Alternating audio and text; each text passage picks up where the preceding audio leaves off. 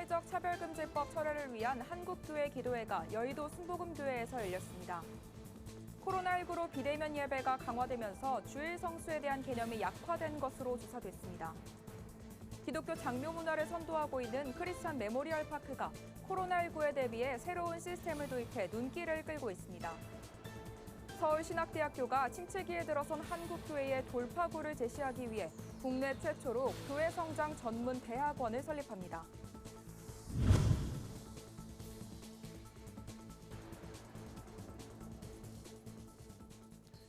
안녕하십니까. 구티비 뉴스입니다. 한국교회 주요 교단과 연합기관이 힘을 모아 포괄적 차별금지법 철회를 위한 전국적인 기도운동, 한국교회 기도회를 전개하고 있습니다. 10월 기도회는 기독교 대한 하나님의 성의 주관으로 여의도 순복음교회에서 참여 인원을 제한한 채 온라인으로 열렸습니다. 차진환 기자의 보도입니다. 포괄적 차별금지법 철회를 위해 한국교회 연합기관과 주요 교단, 전국 지역연합회, 기독교 단체들이 한자리에 모였습니다. 10월 한국교회 기도회는 기독교 대한 하나님의 성의 주관으로 여의도 순복음교회에서 열렸으며 예배와 강의, 릴레이 기도 순으로 진행됐습니다. 설교를 전한 여의도 순복음교회 이영훈 위임 목사는 모두를 공평하게 대하는 것이 하나님의 의의라며 의의 하나님 나라가 이 땅에 임하도록 함께 기도하자고 말했습니다. 우리 1천만 크리스찬이 한마음 되어 회개하고 기도하고 다시 성령 역사로 일어나기만 한다면 이 땅에 하나님의 의가 임하고 모든 어둠이 거쳐지고 진정한 자유 대한민국 민주주의 국가가 굳건히 서게 될 줄로 믿습니다. 한교총은 이날 차별금지법에 반대해왔던 활동과 성과들에 대해 설명했습니다. 대표회장 김태영 목사는 정의당이 발의한 차별금지법안에 대해 국회 법제사법위원회 전문위원실로부터 유보 및 부정평가 의견을 도출하게 됐다고 말했습니다.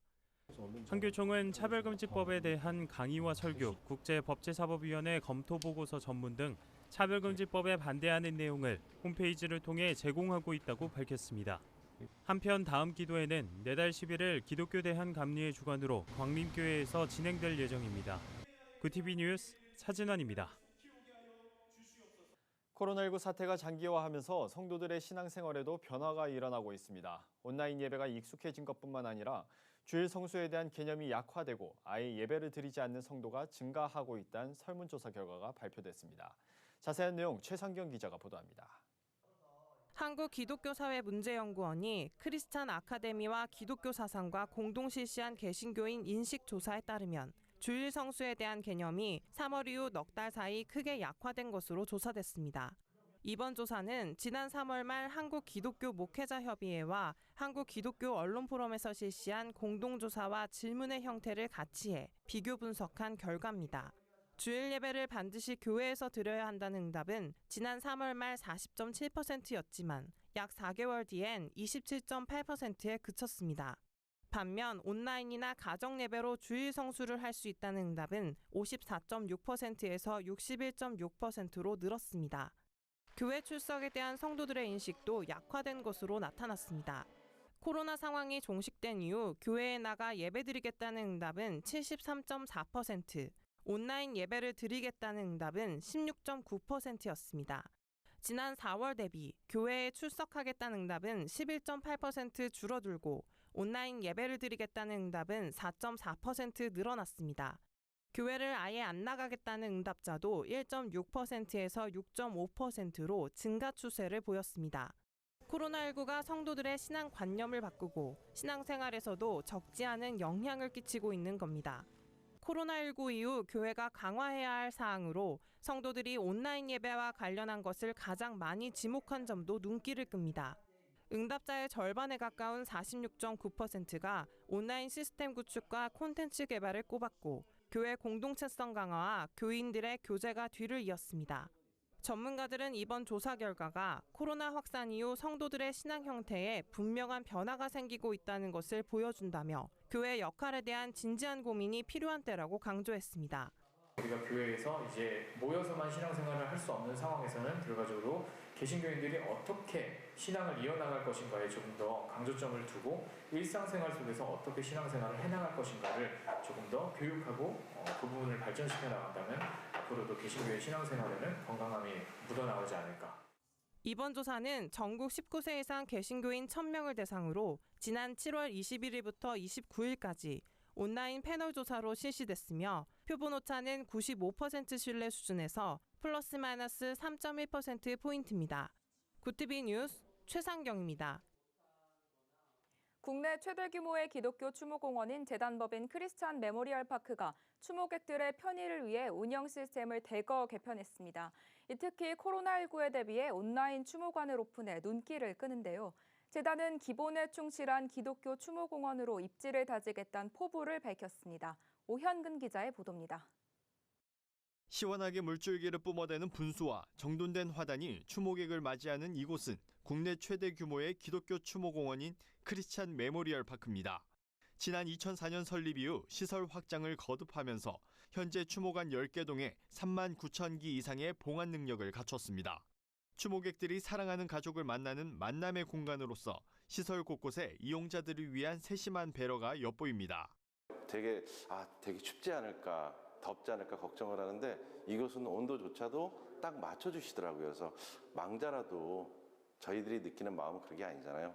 참 편하게 깨끗하게 그다음에 누가 와도 참 보기 좋게끔 모실 수 있는 그런 공간이 돼 있어서 참 좋습니다.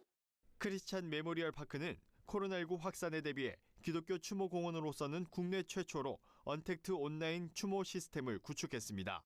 온오프라인으로 상시 운영돼 직접 방문은 물론 온라인으로 언제든 고인을 추모할 수 있게 해 멀리 떨어져 있거나 코로나 감염을 우려하는 추모객들의 편의를 개선했습니다.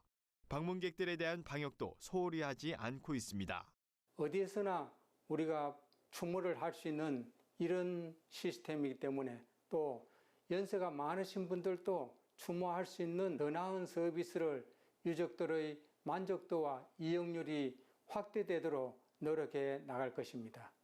크리스찬 메모리얼 파크는 현재 수목장이나 잔디장과 같은 자연장 시설을 준비하고 있습니다. 과거 매립장에서 화장을 거쳐 자연장으로 변화할 것이란 사회적인 추세를 내다보는 겁니다. 김 이사장은 친환경적인 장묘 문화 정착으로 이용자들의 만족도가 더 높아질 것이라고 설명했습니다.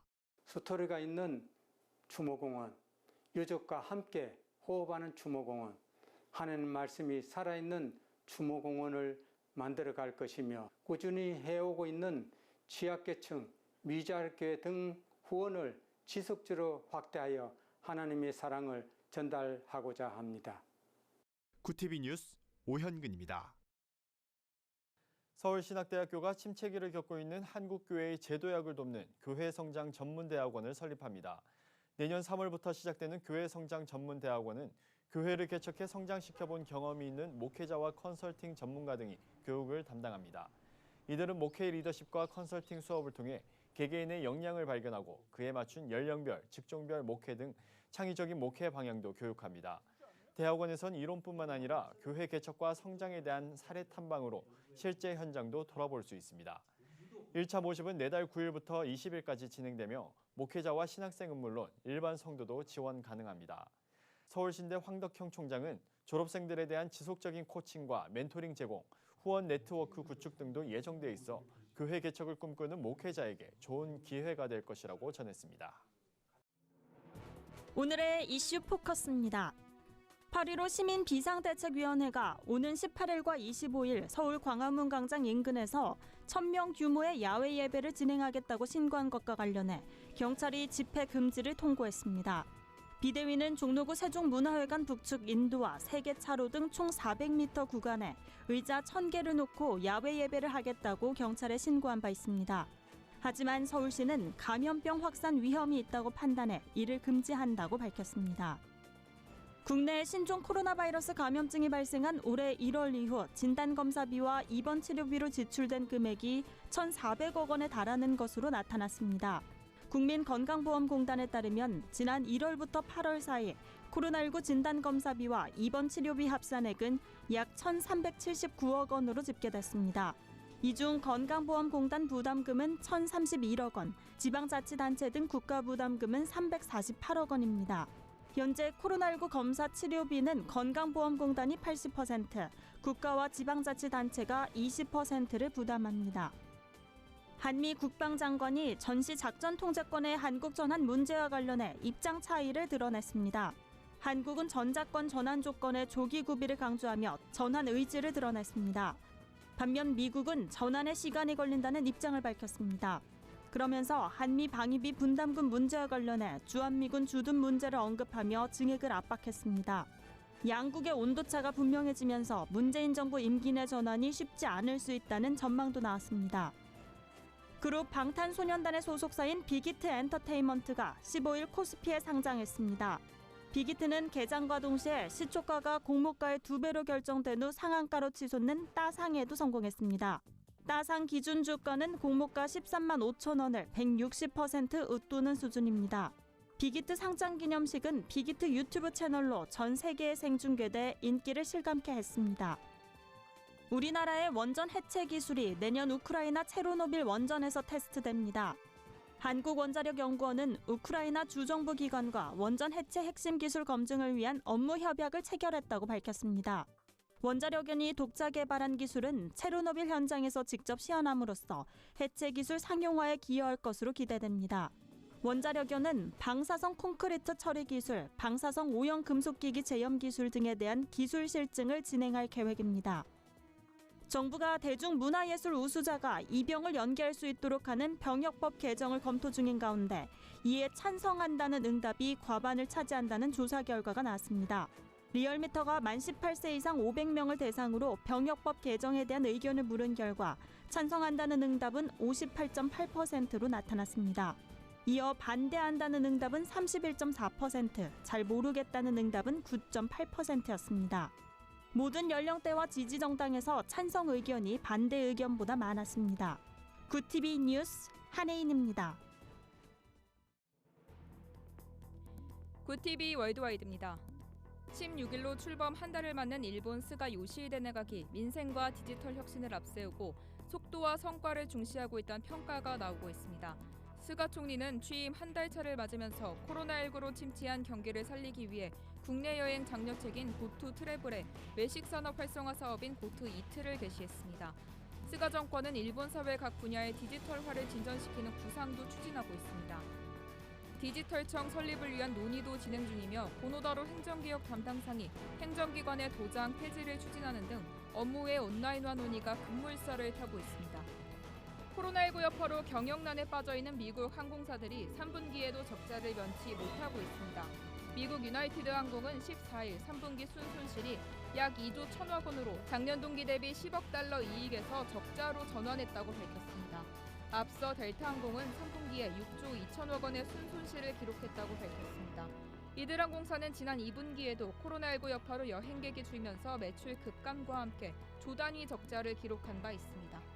프랑스 정부가 코로나19 확산세가 심각한 지역에서 오후 9시부터 다음날 오전 6시까지 통행을 금지하기로 했습니다. 마크롱 대통령은 이달 17일부터 최소 4주 동안 이러한 조치를 시행한다고 밝혔습니다. 통행금지령이 내려지는 곳은 파리를 포함하는 수도권인 일드프랑스, 마르세유, 리옹 등 코로나19 최고 경계 등급이 매겨진 9개 지역입니다. 이번 조치로 프랑스 전체 인구 6,700만여 명 중 2천만여 명, 즉 30% 가까이가 영향을 받게 됩니다. 이 지역들에서 합당한 이유 없이 통금을 지키지 않으면 벌금 약 18만 원을 내야 한다고 마크롱 대통령은 설명했습니다.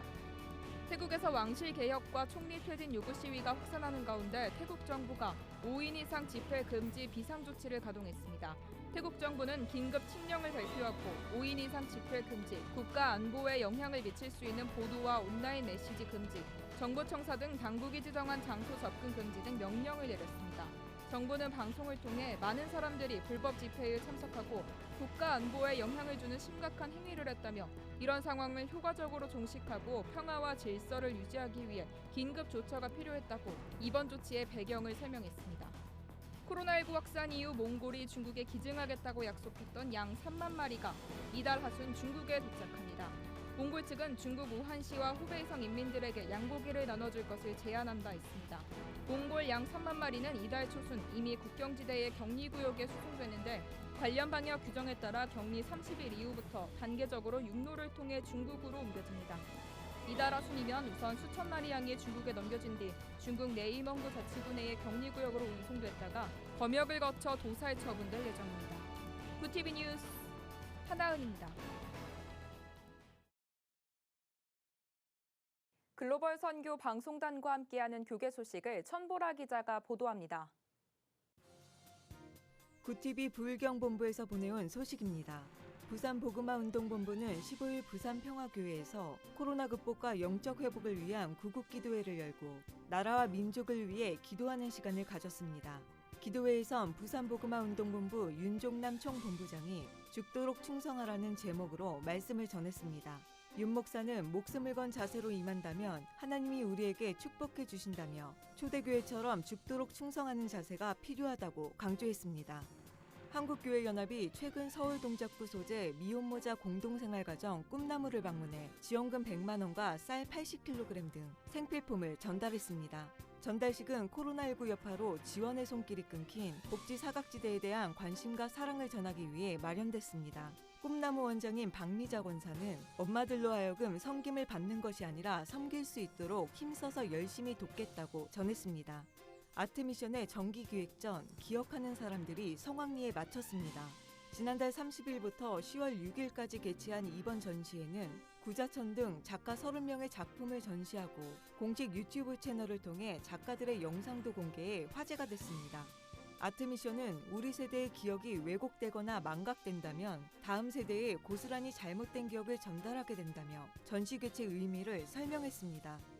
KAM 선교회는 오는 19일부터 12월 11일까지 8주간 라이트하우스 기도회 시즌5를 개최합니다. 이번 기도회에선 전국과 열방에 흩어져 있는 중보자들이 다 함께 대한민국이 선교적 사명을 다시 감당할 수 있게 해달라고 기도할 예정입니다. 이번 기도회는 온라인으로 진행하며 오전 10시 유튜브, 홀리튜브 채널을 통해 방영됩니다. 구티비 뉴스 천보라입니다. 포괄적 차별금지법 제정을 앞두고 논란이 뜨겁습니다. 제3의 성을 인정하거나 동성애를 조장할 수 있는 조항들이 포함되면서 교계 안팎에선 우려가 잇따르고 있는데요. 자칫 사회적 혼란까지 야기할 수 있는 사안인 만큼 지혜로운 대처가 필요해 보입니다. 이상으로 뉴스를 마칩니다. 오늘도 함께해 주신 여러분 고맙습니다.